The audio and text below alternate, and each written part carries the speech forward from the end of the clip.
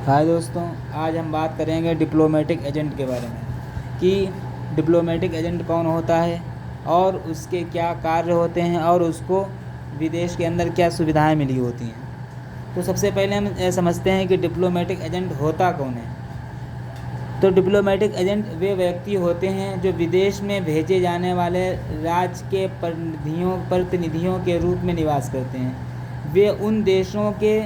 वे उन दोनों देशों के मध्य जिनके द्वारा ये भेजे जाते हैं या ये जहाँ भेजे जाते हैं एक महत्वपूर्ण संबंध स्थापित करना, ये इनका एक अहम काम होता है।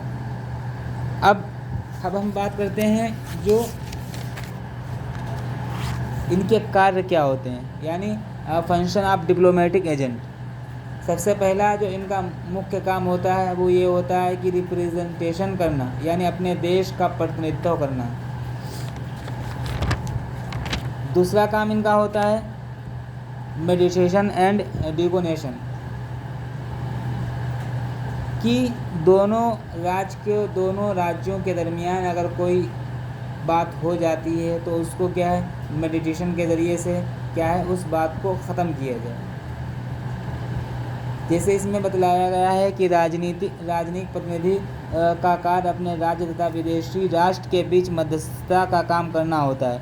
इन राजनीतिक प्रतिनिधियों का यह कर्तव्य है कि जो भी बात वे विदेशी राष्ट्र के साथ करते हैं उनकी सूचना अपने राज्य को दें तथा समय समय पर जैसी घटनाएं घटती हैं उनकी सूचना भी ये अपने राज्य को देते रहें। इनका सदैव ये प्रयास रहता है कि वे अपने राज्य तथा जिस राज्य में उनकी नियुक्ति होती है उसके साथ अच्छे संबंध बनाए रखें। तीसरा काम जो इनका होता है निरीक्षण, यानी ऑब्जर्वेशन।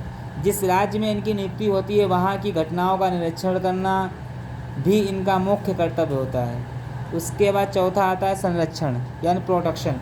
जिस राज्य में इनकी नियुक्ति होती है वहाँ के रहने वाले इनके अपने देश के नागरिकों का संरक्षण करना, उनकी हिफाजत करना, उनकी देख रेख करना, ये इनका कार्य होता है।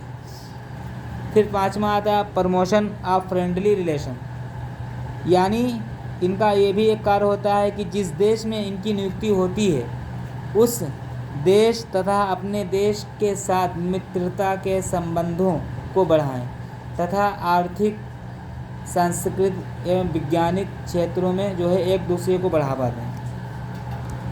अब इनको जो है विशेष कुछ चीज़ों में छूट भी मिलती है, जैसे immunity from criminal jurisdiction, personal safety, इसी तरीके से इम्यूनिटी फ्रॉम सिविल जुरिडिक्शन, इसी तरीके से आवासीय संबंधी, इसी तरीके से साक्ष्य के रूप में, इसी तरीके से पुलिस के क्षेत्राधिकार से इनको छूट मिलती है, करों से छूट मिलती है, सामान आदि के प्रति छूट मिलती है, प्रार्थना का अधिकार, यानी इनको इबादत करने का भी जो है एक जगह मिलती है, सूचना भेजने और प्राप्त करने की स्वतंत्रता।